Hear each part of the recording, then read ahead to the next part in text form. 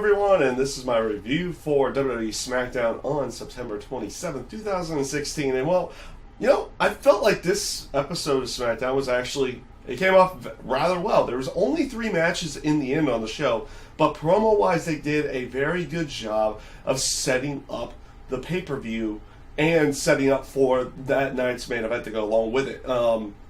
Because throughout the entire night, you had promos from Cena and you had promos from Dean Ambrose and AJ Styles about the title match that night. Like, what would it mean for Cena about going into the triple threat? Promo from Dean Ambrose, what he's going to do to AJ that night. Same with AJ going into that case. You had some really good stuff promo-wise that set up for the No Mercy pay-per-view, which I thought was a very good way of going.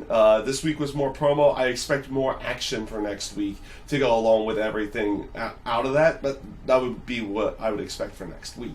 But let's continue going on through tonight. Like I said, you had promos going into the main event. I'll talk about the main event a little bit later on.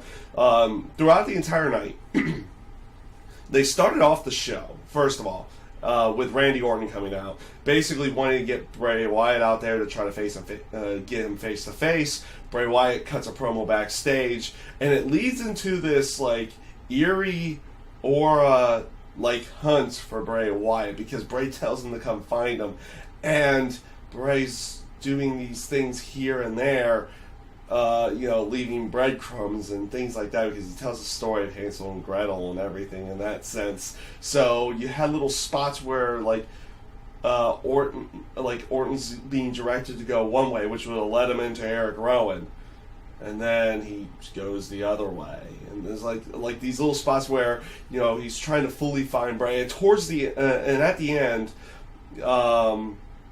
you have Bray in the room wherever he was at, talking about how Orton's a coward and everything. Is where is he? And Orton just appears behind him in the sheep mask. Bray turns around, gets punched a couple times, and then runs off after that. I thought it came off surprisingly well. It came off surprisingly well. I've not been a big fan of where this feud's gone.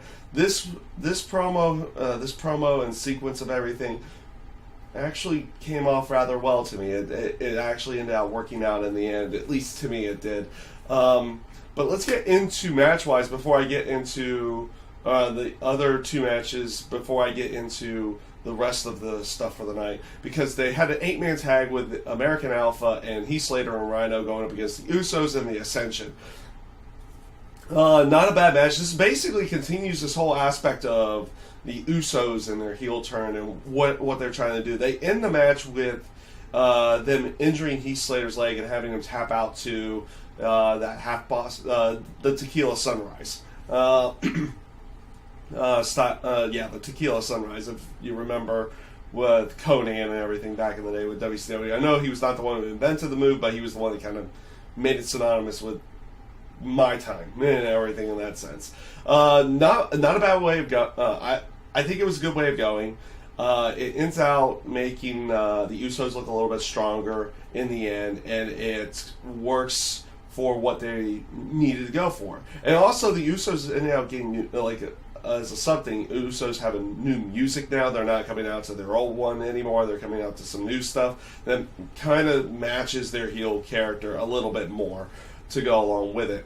You also had a match with Natalya and Carmella going up against Nikki Bella and Naomi. Okay match. It continues the story of Carmella just continually getting one over on Nikki Bella at all times, picking up the pinfall victory inside of this match with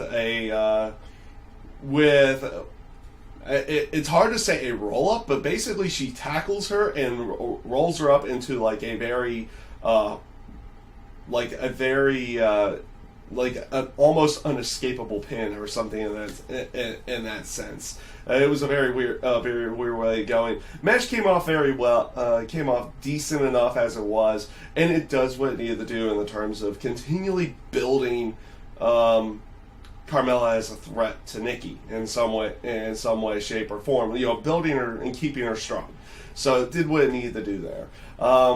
Other things that happening on the show, you have this continuation with Alexa Bliss and Becky Lynch. Becky Lynch is coming out for a match And, at the moment in time, because Eva Marie hasn't come back yet from suspension, you would assume that unless if it's a jobber, it's like a match with Alexa Bliss. But Alexa Bliss decides to attack Becky Lynch and lays her out on the rampway. Like, basically just leaves her completely lying, like, knocked out in that sense. Like, they've done a very good job of making Alexa Bliss a viable threat to Becky Lynch and the title and everything in that sense. Like, just the feel and the overall feel of the show and everything is just, they did really well this week with building the characters and making, like, you're a champion, but you have this viable threat right here. Even though maybe technically, in the terms of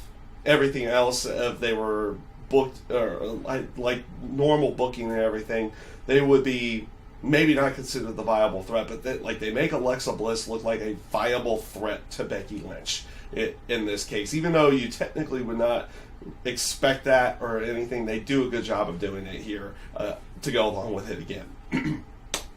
This brings me to what was by far the best segment of the show. The Miz Dolph Ziggler promo. Miz is doing his hometown celebration and everything in that sense. And they even have like a little backstage spot where they put a picture of him over LeBron James, which was I thought it was absolutely great that they did something like that. Like, it just goes to the aspect of heel.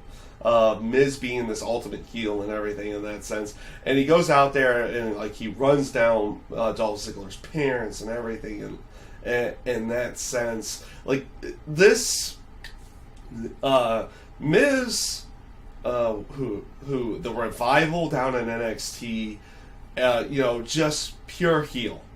These guys are pure heels. They don't do anything like that would make the fans want to cheer them in any way, shape, or form. It's one of the rare aspects of today that the heel is actually a heel. Like, the fans don't want to cheer them in any way, shape, or form. They want to boo this guy and everything. And the promo that they put together tonight was absolutely great. The whole aspect of when Dolph puts his career on the line to get another title shot, Miz comes back in there and says, "Oh, this isn't like a 30-day sabbatical. You're not going to Raw. You're not going to NXT. You're done." And Dolph agrees. And it even makes you think, it's like, with the way that they've been booking SmackDown, like in typical WWE standards, like they could go with this way of booking, like Dolph Ziggler wins the match and everything, like you would kind of expect. But the way they book SmackDown, you wouldn't even be shocked that Miz wins the match and Dolph is gone in some way, shape, or form. And there are other ways of writing around it, but like they've almost set it up to where,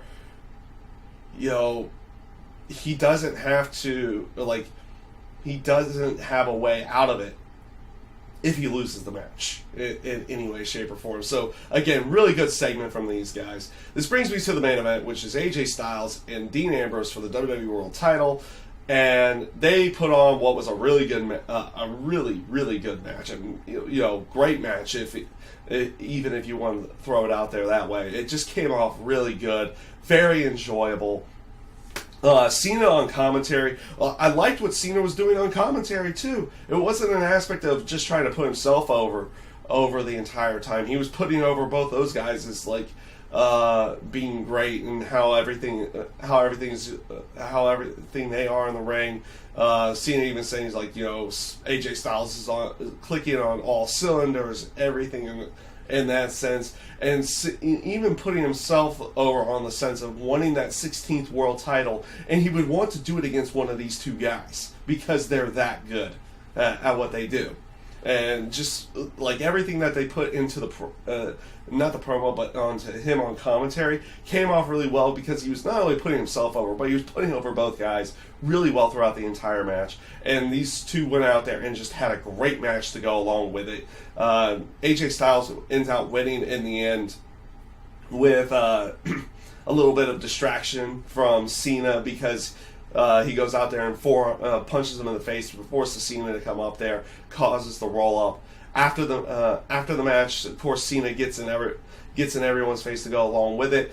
He gets in Dean's face for punching him afterwards because, you know, what do you expect Cena to do if he gets punched in the face? He's going to try to come after AJ in there. So Ambrose had run out there and knock down Cena, so he gets in Ambrose face, they jaw jack. It eventually leads to an AA on both guys, and that's how they end up going off on the show. Like I said, I thoroughly enjoyed this show. It was a very good 2 hours, and it didn't even feel like 2 hours when I was watching it to go along with it. It seemed to fly right by, you know, like it was almost nothing. It came off great. I like this. I like this episode of SmackDown. It came off really good this week, and hopefully they have one more good show in them going into the No Mercy pay-per-view. And that is my review this week for WWE Smackdown. I thank you guys for watching, and I hope you enjoyed.